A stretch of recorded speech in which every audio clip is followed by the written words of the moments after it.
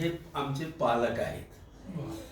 हे पालक या अर्थानं आहेत की आपल्या मुलांनी काय शिकावं, आपल्या मुलांनी काय ऐकावं, आपल्या मुलांनी कसं वागावं हे कोण शिकवतं?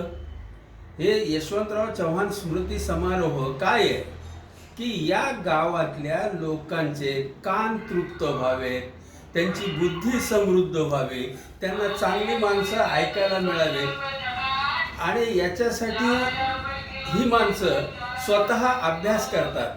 अभ्यास करणं ही कष्टाची गोष्ट आहे। याच्यासाठी बैठक लागते, कॉन्सन्ट्रेशन लागतं, बौद्धिक व्यायाम लागतो। ह्या सगळ्या गोष्टी ज्या आहेत त्या ह्या लोक करतात आणि गावाला समृद्ध करतात। एखादी नदी जशी परिसर सुपीक करत जाते, ह्या लोकांना माहीत नाही, ह्या नदीला माहीत नाही की ह्यांनी काय केलेलं आहे गावासाठी। मला स्वतःला असं वाटतं की आजच्या घडीला अंबेजोगाईचे पालक म्हणून जर कोणाकडे दाखवता येईल तर ते बाप्पा आहे की ह्या लोकांनी आम्हाला लेकरांना सांभाळलं, अधिक समृद्ध केलेलं आहे।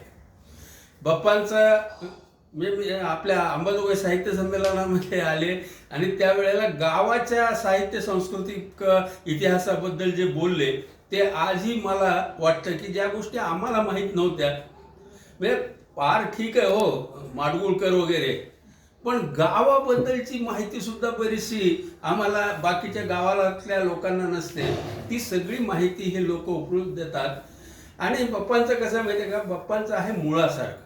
झाडाचं मूळ असतं ना ते जमिनीत असतं, ते सगळं झाडाचं पोषण करत असतं पण ते दिसत नसतं। आणि हे मुळाची भूमिका बाप्पांनी इतक्या सुंदरपणे सांभाळली, त्यामुळं जे काही लोक आज सुसंस्कृत दिसत आहेत, या गावाचं वातावरण हेल्दी ठेवण्यामध्ये जे योगदान करतात त्याच्यामध्ये बाप्पांच्या सारख्यांचा संस्कार ही सगळ्यात महत्त्वाची गोष्ट आहे।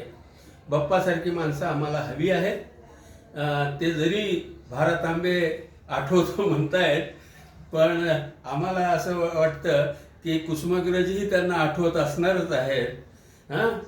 कधी न थांबलो विश्रांतीस्तव पाहिले न मागे, बांधू न शकले प्रीतीचे वा कीर्तीचे धागे, एकच तारा समोर आली की पाय तळी अंगार, होता पाय तळी अंगार। आणि कुसुमाग्रज आणि भारत आंबे या दोघांचा समन्वय आज दिसतो आहे।